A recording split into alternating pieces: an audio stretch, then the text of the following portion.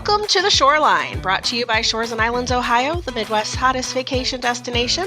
I am your host, Jill Bauer. I'm PR Manager for Shores and Islands, Ohio, and today I'm flying solo as my co-host Dayton is probably out gathering more social media content for you all to enjoy, so be sure you're following along with him as he puts all kinds of fun videos on Facebook, Instagram, TikTok, all the places that you need to check out in the Shores and Islands, so follow us along there, and hopefully Dayton will be back next time.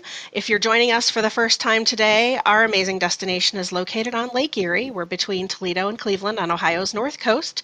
Dayton and I are here each week to give you the inside scoop on everything happening in our island and coastal communities, about the events and the attractions that we think you'll want to know more about, and hopefully come visit. We have a really special treat today as we're getting a rare behind-the-scenes look at a Shores and Islands, Ohio cultural institution. We'll find out why it's been closed for the past 4 years and how, like a phoenix rising from the ashes, the Sandusky State Theatre is set to raise the curtain again later this year. Today's guest is the Executive Director of the Sandusky State Theatre, Chris Parthemore. Chris is a former board chair for the North Coast Young Professionals and the Sandusky State Theatre before becoming Executive Director. He's been in that role now for 7 years. He has a Bachelor's of Education in Sports Management and an MBA from Bowling Green State University, and is also a graduate of Leadership Erie County. Chris lives here in Sandusky. That's where I am located as well, with his wife and daughter. So welcome to The Shoreline, Chris. Yeah, thank you for having me today. Of course. First, let's start out with a little bit of background on the Sandusky State Theatre, how it became the cultural institution that it is today. I know it opened in 1928, and it has quite a bit of history, some roots in vaudeville and other things like that. Can you tell me a little bit about the history? Yeah, so you are correct. It was built between 1926 and opened in October of 1928. So this is the 96th year of the theater's existence. Fantastic. It's had quite a history. It was privately owned. It was built privately, as many theaters were back then, and didn't become a nonprofit until about 1988. But it's seen quite its share of performers over the years. On opening night, the original MGM Lion, Leo, was here. Everybody knows that lion. Yeah, it's that lion that roars at the beginning of The Wizard of Oz. That was Leo. Of course. So, shortly after, Shirley Temple was here in the 1930s, and we've had legends like B.B. King and Willie Nelson and so many great acts over the years, and all the way up till today. Wow. I mean, I know I've been to a lot of theater productions. I've seen some of my first movies at the Sandusky State Theatre back in the 80s. Been to musical concerts and comedy shows. I've been to several productions over the many years at the Sandusky State Theatre, and it's always been a part of my life, and glad that it will continue to be so. Back in March of 2020, I was blessed to be at the production of Finding Neverland, which was traveling and doing productions, and got to do a show here in Sandusky, and it sadly ended up being the last show that has been hosted at the theater. As everybody knows, literally the world kind of shut down almost just a few days later. I think that weekend we started the stay-at-home order. It was the next day, actually. Yeah. Yeah. And I think you probably were prepared and thought you'd be on pause for a few weeks or a few months, and then something happened that summer. Why don't you tell us a little bit about the summer of 2020, Chris? Yeah, so just to touch on that night, though, Finding Neverland was really special to us because one of the characters in that is Charles Frohman, who was the original producer of Peter Pan back in 1903. And Charles Frohman happened to be born here in Sandusky. That's so cool. Part of our new edition here is going to honor him. And we actually have some cool things from that national Broadway tour of Finding Neverland that are going to be a part of the theater in the future. It was kind of surreal to watch everyone kind of coming out for one last night, knowing the world was going to shut down the next day. And that was exactly what happened. Yeah, I remember that almost a year later, gosh, like, oh my gosh, we were all together and we were all at this, amazing thing. I took my then 10-year-old daughter to the show, and it was really special because we had that Sandusky connection, but it was also special just because, I've grown up knowing Peter Pan and the story of Peter Pan, and Finding Neverland was about the writer of Peter Pan, correct? Absolutely, J.M. Barrie, and it's really neat that such an iconic story, Sandusky has a little piece of that story that we get to tell Mr. Frohman's story. So cool. We'll get a little bit more into how you'll be honoring Mr. Frohman coming up, but let's go back again to just a few months later. What happened? So then in June, we had, we'll call it a weather event. They never really said exactly what it was in the end. A storm came through about 6:15 one Wednesday evening in June and actually destroyed a good portion of the theater. Our stage house and our auditorium came crashing down inside, and that kind of put us on the journey we've been on these past 4 years. Yeah, I mean, it was devastating to say the least, but a typical June, summer night, you probably would have had people, productions, things going on in-house. So at least there's a little bit of a blessing there that there wasn't any big events going on when that storm hit. We would have absolutely had a event that night had COVID not been happening. So the silver lining is there. Nobody got hurt in this huge disaster, and we're able to rebuild the theater and bring it back. And that's definitely something that the community has rallied behind. Nobody wanted to lose the State Theater, and first it was, okay, how do we fix this? How do we restore this? And then I think, to your credit, it also became, how do we make it better? Tell us a little bit about the restoration. Yeah, so that very night of the storm, the outpouring of support was really incredible. The community kind of came out and stood as a group behind the police barriers and kind of held a vigil behind the theater.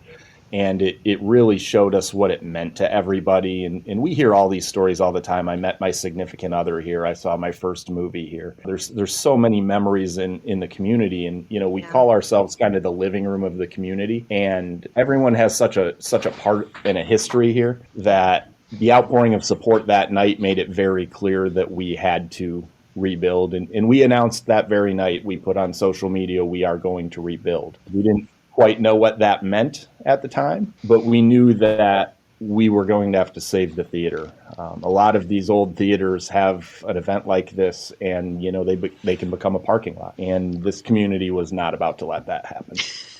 No, no, we were not. So you were able to take that destruction and turn it into something positive, not only restoring and bringing back, but it gave you the opportunity to make some upgrades and improvements to the theater as well. Yeah, and it needed a lot of those, but those first 6 to 8 months after the storm was just trying to save the rest of the building and stabilizing the building that we still had. And then we kind of took a step back and we went out to the community and got a lot of feedback from people and said, what does the community want? What does the future of theater look like? And what is the best way to go about this rebuild to set us up for future success? So a few of the things that we wanted to accomplish in that rebuild is make the building a lot more user-friendly. We got a lot of feedback on things we already knew, like we needed more concessions, more restrooms. We needed to put an elevator and become more ADA compliant, right, and make it an easier... Things that weren't around in 1928. Yeah, exactly. But then another side of that is we wanted to make it a more financially stable operation as well. And so we've been able to put in little parts of the building that will help us bring in more revenue and support the arts in the region as well. Lastly, what we really wanted to do was embrace the history of the building and the history of the arts in this community. And when we open back up, the building will actually look quite a bit more like it did in 1928 than what you remember on that night when we saw Finding Neverland at the last show here. In what way? So the decor, or how is it? Yeah. Is it? Yeah, so in the main auditorium, for example, we had, some of the historians and conservationists, they peel back wallpaper, they peel back paneling, and see what was historically there over the years, paint-wise, material-wise. And what we ended up doing is when we took back a few layers and we found what was there in 1928 when it was built, it ended up being quite beautiful. And it really also reminded us of the colors that you saw the night of the storm. You know, that storm came through, but then it blew out just as quickly, and you kind of had a beautiful sunset, and it was sort of it was right towards the end of the day as the sun was setting, and I remember that, lots of clouds and made for a beautiful sky. Yeah, and so we took the colors, those original colors of the theater, and they reminded us so much of that evening that kind of became our theme for the interior design. So a lot of the elements that are in the auditorium are going back to exactly like they were in 1928. That will be really cool to see. I know some of the elements, you know, obviously the back wall was knocked out, probably some of the roof, but there were a lot of places and elements that were able to be saved as well, such as the chandelier. The chandelier was kind of our beacon of hope. It was still standing afterwards, and we have some great pictures of the chandelier with a blue sky behind it, because the building really failed all the way up till the chandelier, and then it just said, that's enough. At that point, you won't break us. Yeah, so we kind of looked at the chandelier as kind of this iconic thing now that was our beacon of hope, and really the community looked at it that way as well. So there's one other element that I've heard you speak of, I believe, and others, that I don't want to say historically, but in the recent past, there was a dressing room, that kind of backstage area where people that, you know, visited and performed would sign the wall, and that wall was able to be retained and restored as well. We actually haven't been in that hallway in quite a while. It's going to get opened up again soon here in the next couple months, and we'll see what it looks like in there. But we were able to keep that area safe. None of that was destroyed in the storm. And we took some precautions with it just to be able to make sure that piece of history is saved. But as part of this project, there are some new dressing rooms and areas as well. So we're going to, that wall is pretty full with signatures. So we're going to be starting a new wall somewhere else in the theater to go along with that original one.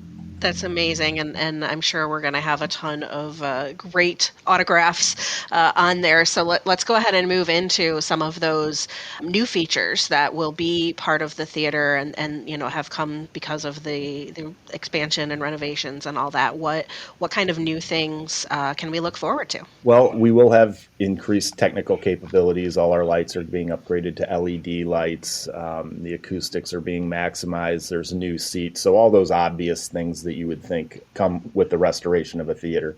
The seats will be more comfortable, a little bit larger. But then there are some new elements to the building as well. We've moved concessions out of that main hallway.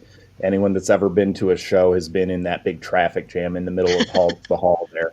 So to alleviate that, we've moved concessions around the corner and spread everybody out a little bit to make your experience more pleasurable when you're at the theater. In addition, I think everybody probably at this point has heard that we are putting a pub in on the corner. So exciting. Yep, named after Charles Frohman. It'll be very period specific. It'll feel very early 1900s. Some Broadway themed drinks. And so we're telling everybody once that's open, come have a drink and support us. But that will be open all the time, not just during shows, and 100% of the profits from the pub will go into operating the theater. Amazing. Seems to be a popular one. That's great. And there's also going to be a secondary performance space for smaller performances? So what the part of the building just to the south side of the building was what we called our stateroom. And we had some really great performances in there. We did a monthly comedy show. Michael Schertz quartet either booked or performed themselves and did a monthly jazz show. We were doing some singer-songwriting. We had a lot of community meetings in there for the city and just a kind of a jack-of-all-trades sort of room. But it was a long banquety room that we just used to the best of our ability. That is actually now going to become a art gallery and museum. So we have a lot of historic pieces, like we have the program from when Shirley Temple was here. Oh, how cool. That'll be out in that area under glass so people can see it and learn about some of the history of the building and people that have been in Sandusky. But because that's changing, we said, where are we going to put those great shows that we've had that the community's got used to having? And so behind that part of the building, we're building a small second venue that is a little bit more appropriate. Like when you come to a comedy show, it'll feel like you're in a comedy club. When you come to a jazz show, it'll feel like you're at a jazz club. But a little small venue that's maybe 175 to 225 people for those type of events, and that'll be a brand new piece of the facility. That's really exciting. And then, the main theater itself, what kind of productions will you be able to be putting on in there on the main stage? You'll see all the things that you've seen in the past. Lang Trust puts on wonderful shows there. The Fireland Symphony Orchestra has their season of shows that we're looking forward to having them back in their home here. Carol Crane Youth Theater came over to us from BGSU Firelands about a year and a half ago, and they've been a smashing success here. They're actually in Los Angeles right now at a competition, hopefully bringing home some trophies. So, I hope you build a trophy case for them. They have quite a few. They're going to need a pretty big trophy case, so that's a good problem. But then you'll see all the typical things that you see that we normally do: movies, special events. We're going to have Broadway national tours coming back, and then a lot of nationally touring concerts. Like we had UB40 here not long before everything happened. That was just an absolutely fantastic show, and we had started to be able to bring in larger names and things like that. So this will just enhance our abilities to be able to keep bringing in bigger names, more Broadway shows, in addition to all the things that the community's used to seeing in there. And we're definitely looking forward to that. So here's the big question. How is construction going, and what's your timeline look like? Construction's going really well. It's a big project. Normally these kind of big theater projects are 5, 6, 7-year projects. This being a natural disaster that wasn't planned, it's kind of a condensed timeline, and we're going to get it done in a little over 4 years. But we are looking for a summer opening this year. Hopefully it's not too warm out when we're wearing our tuxedos or all our opening night. Will all of the venues open at the same time, or do you think like the pub or the art gallery or anything like that, will any of that kind of be coming online first, or will it all be one grand opening? I expect we'll open the pub a little bit early just to let them get going and get their things figured out in there. But the plan is to pretty much open everything together all at once. And in summer, you said this summer? Yep. I'm so excited. I just can't even tell you how excited. I don't even know what you're going to have, but I know I'm going to be there. That's all I know. I mean, we've got quite a bit booked for the end of this year and going into next year, and I can tell you we are really excited to start making announcements about programming. There's some really great things online that you're going to be able to see. So when do you think you'll start making those announcements? We probably will wait and make the opening night announcement first. Once we have that announced, then things will start to roll out pretty regularly. Well, how do people find that information out, Chris? Where do they go to follow you and get all those details? So that's a great question. We actually have been redoing the business side of things as part of this whole project as well. So we have a new website, www.sanduskystate.com. I would encourage everybody to go on there and sign up for our monthly newsletter. And then we're putting lots of construction updates on what we're doing, everything on Facebook and Instagram. Our social media is a great place to be if you want weekly updates on the theater. I just saw recently, within the last couple of weeks, I know you do like a weekly update, but there was also kind of an outdoor space, a terrace area. Yeah. It's just kind of an area. It's got a roof over it, but on the sides it's open air, and that'll just be an area that people can hang out before or after shows. We might do some crazy programming in there eventually, like we could do yoga in that space or whatever kind of crazy things we want to do. Great place to hang out during intermission, have a drink with our new second floor concessions that's up there. But it's a nice feature that they've built in to allow people to just have a comfortable experience at the theater. Well, just definitely looking forward to everything that's to come and to raising the curtain again and, continuing the State Theater's, of course, just importance to the area. And, I'm not exaggerating when I say it's a cultural institution. I mean, it's the backbone of the community. It's like you said, everybody has a story. And if you don't, you're going to make new ones. You're going to make new memories. You're going to be seeing some amazing world-class entertainment going forward, and we're really looking forward to it. Of course, we made sure here at Shores and Islands that we featured the Sandusky State Theater in our 2024 Play and Stay Guide. We wanted to make sure that people that that are visiting the area know that you guys are back and better than ever. And we're really looking forward to that grand opening this summer. Is there anything else that you wanted to add today to the conversation? I think that pretty much covers it. We're just excited to get everybody inside of the building again and see those smiling faces coming in and out of shows and get back to what we're here to do. And that's putting on world-class entertainment for this whole region. Absolutely. And we're looking forward to it as well. So one more time with that website. www.sanduskystate.com. Perfect. So everybody needs to go there, sign up for their newsletter. You'll be the first to know all of the details on the upcoming events and all of the great things that we get to experience this summer and beyond through the rest of the year. So thanks, Chris. Thank you for joining me today. Chris Parthemore, Executive Director of the Sandusky State Theatre. And thanks to you for listening. If you enjoyed this podcast, be sure to like and subscribe wherever you listen to podcasts so you don't miss a minute of the action here in Shores and Islands, Ohio. You can find more information on our area, and you can also get past episodes of this podcast online at shoresandislands.com. And we'll see you next time on the Shoreline. Bye.